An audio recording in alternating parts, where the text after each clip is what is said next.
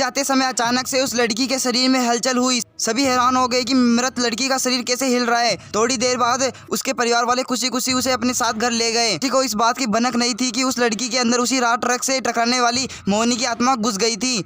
बच्ची जब से मौत से लौटकर आई थी तब से ही उदास और चुपचाप एक कोने में बैठी रहती थी। एक दिन उसकी माँ ने उसे खुद अपने हाथों से खाना खिलाया और मामा के घर लेकर जाने की बात कही। खाना खिलाकर उसे अच्छे से तैयार करके वो उसे अपने मायके ले गई। रास्ते में वो बच्ची जैसे ही उस ट्रक के हादसे वाली जगह पहुंची तो उसने अपनी माँ को कहा कि मेरा गाँव इधर है। माँ ने उसकी बातों पर बिल्कुल गौर नहीं किया और उस बात को हंसी में टाल दिया। कुछ ही देर में वो अपनी बेटी के मामा यानी अपने भाई के घर पहुँच गई। 1-2 दिन बाद मामा जी के घर में आसपास ही बच्ची के अंदर घुसी मोहिनी को अपनी पड़ोसन सिमरन दिखी। उसने जोर से उसे नाम से पुकारा।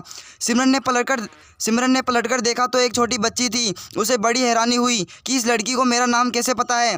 तभी मोहिनी ने अपने साथ बीती सारी बातें उसे बता दी। उसने कहा कि मेरे परिवार वालों ने मेरी मौत से ही पहले मुझे जला दिया था, इसलिए मेरी आत्मा भटक रही है। उसी दिन इस लड़की की भी मौत हो गई थी तो मैं इसके शरीर में घुस गई।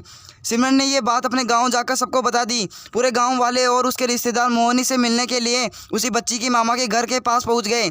उस लड़की के अंदर रह रही मोहिनी की आत्मा ने सबको एक एक करके पहचान लिया। कुछ देर बातें करने के बाद वो परिवार वालों के साथ अपने घर चली गई। इस लड़की की माँ बच्ची को घर में न देखकर परेशान थी। जब उसे पता चला कि वो कुछ लोगों के साथ दूसरे गांव गई है तो वह उसे बुलाने के लिए चली गई। अपने परिवार के साथ कुछ मोहिनी ने वापस आने से मना कर दिया। पास के ही लोगों ने उसे समझाया कि तुम्हें परिवार वालों के साथ रहना चाहिए, इससे सभी को खुशी मिलेगी, तुम किसी एक परिवार को दुखी नहीं कर सकती हो। इस बात को सुनने के बाद लड़की के शरीर में रह रही मोहिनी अपनी माँ के साथ वापस जाने के लिए राजी हो गई। अब वो दोनों परिवारों के साथ खुशी खुशी रहने लगी। कहानी से सीख, जल्दीबाजी से किया गया कार्य अधूरा रह जाता है, इसलिए कोई भी कार्य करने से पहले उसे अच्छे से देख परख कर लेना चाहिए।